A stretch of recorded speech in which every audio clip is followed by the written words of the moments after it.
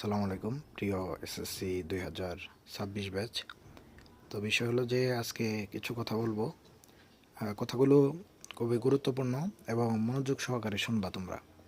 তো বিষয় হলো যারা পরীক্ষার্থী তাদেরকে বলবো যে শেষ মুহূর্তে যে বিষয়গুলা সবসময় মাথায় রাখতে হবে সেটা হলো যে বোর্ড কোশ্চেন সলভ করার এখন সবচেয়ে গুরুত্বপূর্ণ হচ্ছে বোর্ড কোশ্চেন সলভ করা। আর ইংরেজির ক্ষেত্রে মডেল টেস্টগুলা সলভ করা। তো ফিজিক্স, কেমিস্ট্রি, ম্যাথ, বায়োলজি এগুলার 2015 মানে বিগত 10 বছরের বিগত 10 বছরের কোশ্চেনগুলা অ্যানালাইসিস করতে হবে এবং প্রত্যেকটা অধ্যায় একবারে সবগুলা অধ্যায় পড়া যাবে না। যে সকল অধ্যায়গুলা সিকিউ এর জন্য গুরুত্বপূর্ণ তাদেরকে মার্ক করতে হবে এবং সেই অধ্যায় থেকে বিগত 10 বছরে যে বোর্ড, তুমি ধরো ঢাকা বোর্ডে আসো তাহলে ঢাকা বোর্ডের কোশ্চেনগুলো বেশি ভালো করে করবা বিগত 10 বছরের। ধরো তুমি ময়মনসিংহ বোর্ডে আসো তাহলে ময়মনসিংহ বোর্ডের যত কোশ্চেনগুলো আছে সবগুলা করবা, মানে অ্যানালাইসিস করবা বা পড়বা।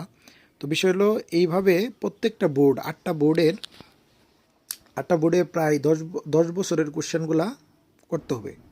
এবং ম্যাথের ক্ষেত্রে সবচেয়ে যে কুমিল্লা বোর্ড আছে সবগুলোর ক্ষেত্রেই ফিজিক্স, কেমিস্ট্রি বা গ্রুপ সাবজেক্টগুলোর ক্ষেত্রে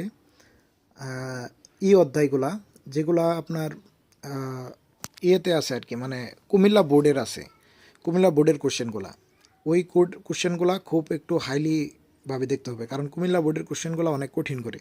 তো কুমিল্লা বোর্ডের কোশ্চেনগুলো যেনতেনভাবে সলভ করা যাবে না, সেটা একটু এক্সট্রা অর্ডিনারি বা এক্সট্রা একটা মানে চোখে সেই কোশ্চেনগুলো দেখতে হবে।